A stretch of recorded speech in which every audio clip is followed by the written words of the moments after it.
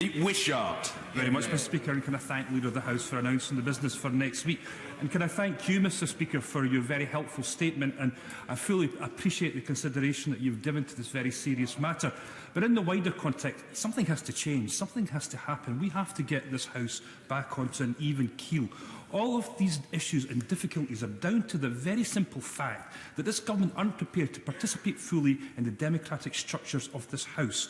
What we currently have is clearly unsatisfactory, contrary to all our democratic instincts, and is badly letting down the constituents that we represent and serve.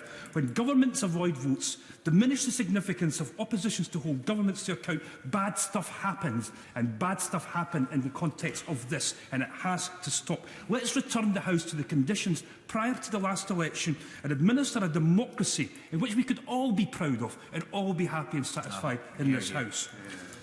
Mr Speaker, I know it's party season, but today feels very much like the morning after the night before. You could almost palpably feel the groggy heads in government as they start to assess what last night defeats for their mad, hard Brexit plans.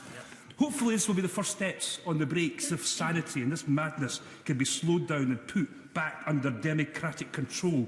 But I think one of the lessons from last night is it has to be inclusive. We now have to have cross-party talks across this House about the Brexit process, and that must involve the democratic assemblies and legislatures right across the United Kingdom. Mr Speaker, can we have a debate on trading standards? Because I think the feeling in Scotland is that we've been sold a Tory pup. The Scottish Conservative MPs vowed to come down here to be a distinctive Scottish voice, always acting in the Scottish interest. They were Ruth's Tories, proudly and defiantly taking on the Scottish Government. But what have we found? In 6 months, there have been nothing other than Tory lobby fodder for this chaotic government, right down to the whip distributed cotton socks. Mr Speaker, Scotland is demanding its money back, and if we can't get our money back, can we at least have these honourable gentlemen replaced by real champions for Scotland who will act for their interests in this House? Absolutely.